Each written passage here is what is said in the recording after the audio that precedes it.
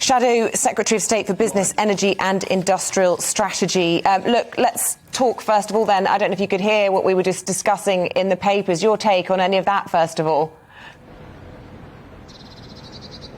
Yes, the conversation about energy you were just having. I mean, the cost of living was already a serious issue in the UK, and clearly what we are seeing this morning are projections of it being even worse. Now, we can't affect some of those global commodity prices, but the government can take action to assist people, and that is what the priority has got to be. You're absolutely right on the points you're raising on energy efficiency. There are huge gains that could be had in the UK by addressing not just the efficiency of the housing stock, but things like the controls, the thermostats, the modern technology that sits behind that. And if we could get more of that out, we've relied too much on energy companies getting those out to customers, and of course that's not the kind of systematic street-by-street approach that I think the country really needs.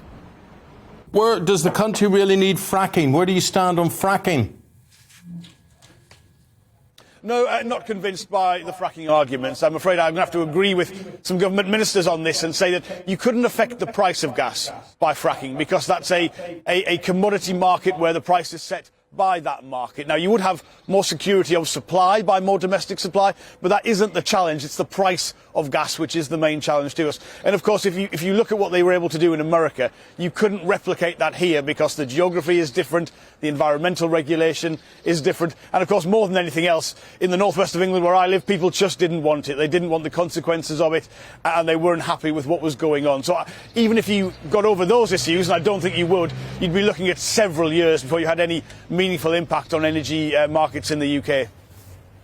Being said, as we move to impose more sanctions on Russia, people can expect to see their bills going up. It is just the harsh reality of the current situation. I just want to know your take on this economic crime bill. This is the one that is taking a look at how best to sanction oligarchs in this country, try to get our hands on their so-called dirty money.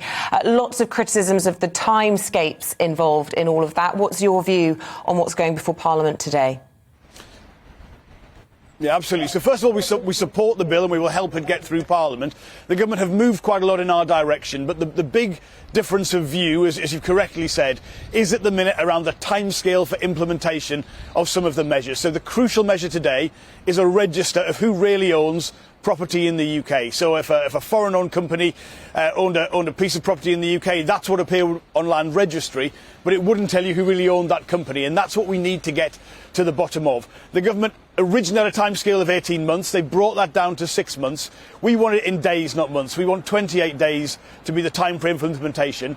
And the background to that is because this was a measure first promised by the Prime Minister, by David Cameron when he was Prime Minister in 2016. So people have known this is coming. It's stalled for a long period of time. We need to take action now. It's not just about oligarchs, it's about money launderers, it's about tax evaders. I want to find out what is really going on, where the treasure is hidden, and we're able to do that if we act quickly. That's what we want to see today.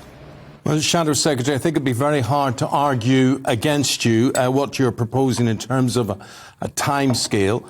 But also, why on earth this hasn't been done before? That's the annoying thing.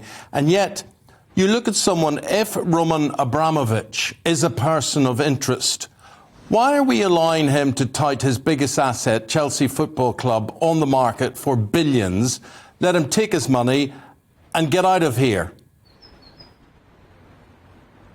Well, I think you're absolutely right on both accounts. I mean, first of all, the legislation we're talking about, emergency legislation today, it should have been up and running on the previous timescale last year. So we should already have this. We should already know where it is.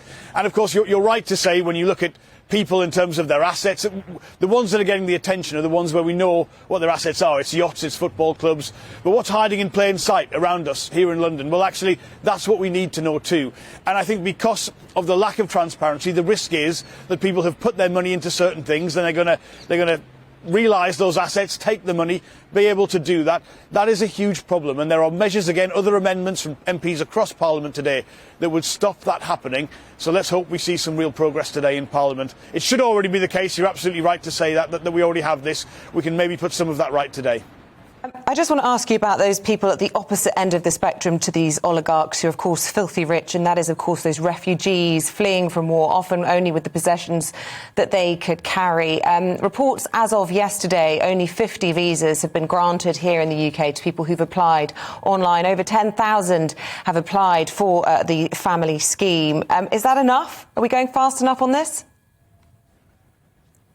No, I mean, to see people who have got to Calais being turned away by UK border force when they've got family here, when the government say they should be able to come here, that is not good enough. What is clearly required is an emergency protection visa that sweeps away a lot of the bureaucracy you reasonably have behind a normal visa request, that recognises the emergency situation that people are in. I think you need some way to know who's coming to this country, because I think in the past that hasn't been done particularly well, and these are people who will need support, especially children who fled a war zone. So we need to know who's coming and give them the support that's required, but there's got to be an emergency regime for that. Surely everyone can see this is not like a normal visa request immigration situation. These are people fleeing a war zone, and we should be responding to those people accordingly.